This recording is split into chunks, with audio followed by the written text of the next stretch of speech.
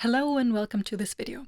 Today we will show you how you can easily create your forms in pylo forms.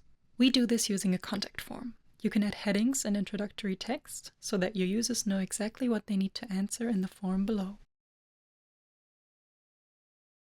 Because of pylo's user-friendly design, you can add the fields you need and customize them according to your form's requirements.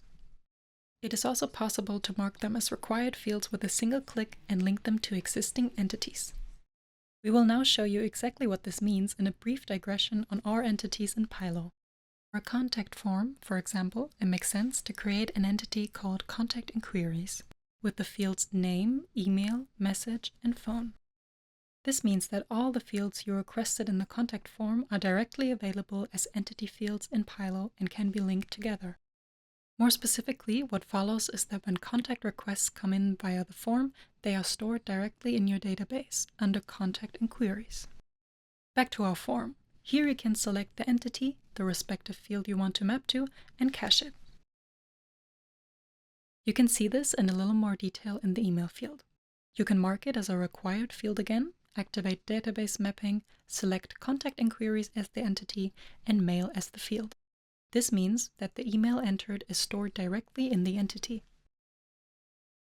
Because of its adjustable nature, pylo allows you to customize almost everything. For example, the placeholder text.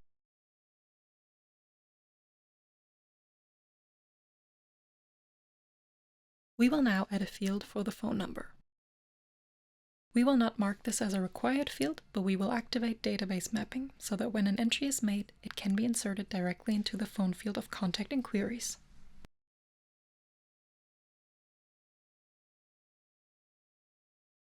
Now the contact form is ready. We can create it and share it with the users via Share with a link. Here you can also specify the submissions per user, but we will leave this open for this example. Anyone who has this link can open the contact form. This is what it looks like now, with the headings, text, and fields. We will now insert some sample data here. From Mary, who just wants to share positive feedback and does not provide a phone number, and from Joe, who had a problem with his delivery and wants to share this via the contact form.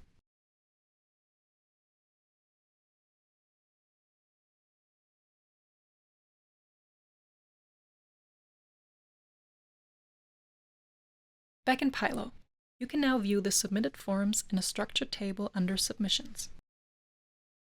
Because some of the input fields in the contact form have been linked to the Contact Inquiry entity, they are now displayed here in the form you structured and saved immediately after the form is submitted by the user.